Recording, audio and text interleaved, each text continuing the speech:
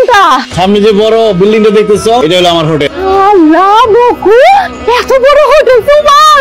ইস, তুমি এত কম সময় বিদেশে এসে এত বড় হোটেলের মালিক হয়ে গেছো কেমনে? সবই ভাগ্যের খেল, নিয়তির খেলা। তুমি এত বড় একটা হোটেলের মালিক হয়ে বড় রেখাচ্ছো দেশের মধ্যে, হ্যাঁ?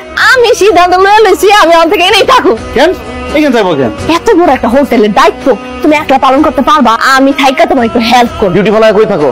11 নম্বর ফ্লোরে যাও, বিছানা ওয়াশরুম সব নোংরা হয়ে আছে, পরিষ্কার করে যাও। এবারে কেন মনে কইতাছে ফলো পরিষ্কার করতে, বিছানা পরিষ্কার করতে? আমি চিনতে পারতেছি এই লোক কে?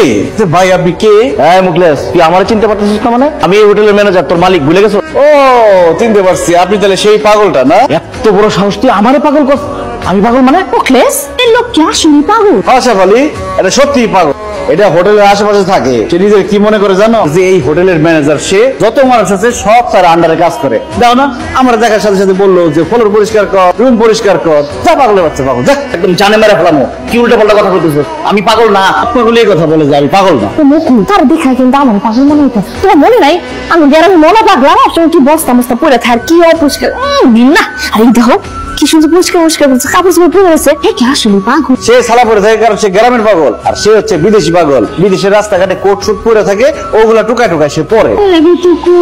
আমার জানো হইতেছে এই হোটেলের মালিক, আর আমার জামাই ফ্লোর পরিষ্কার করতে, বিছানা পরিষ্কার। পাগলের বাচ্চা পাগল, যা।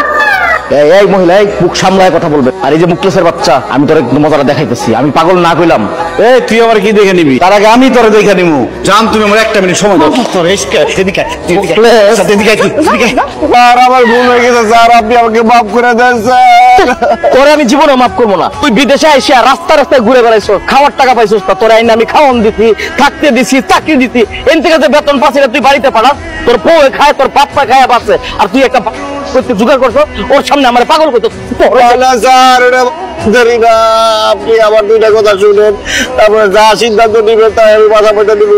স্যার ওটা আমার বউ।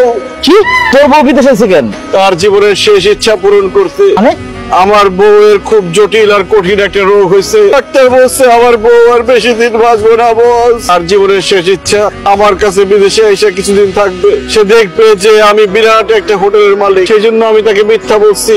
আমি বলছি আমি এই হোটেলের মালিক, আর আপনাকে বলছি পাগল। হায় রে, কি কর? এত সুন্দর মাইয়াটা আর বেশি দিন বাঁচবো না?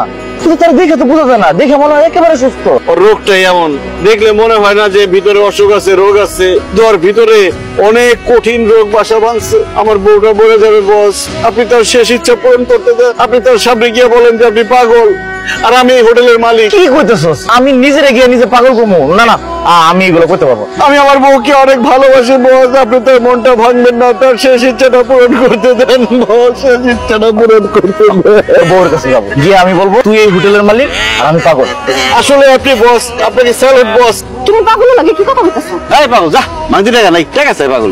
যাইতেছি স্যার, কোনো টাকা লাগবো না। স্যার হইতেছে এই হোটেলের মালিক আর আমি পাগল। এরকম আমি কি আছে? আল্লাহ আপনাকে ভালো করো, আল্লাহ আপনাকে সুস্থ করে দেখ। অনেক দিনে দুনিয়াতে আল্লাহ আপনাকে বাঁচায় রাখুন।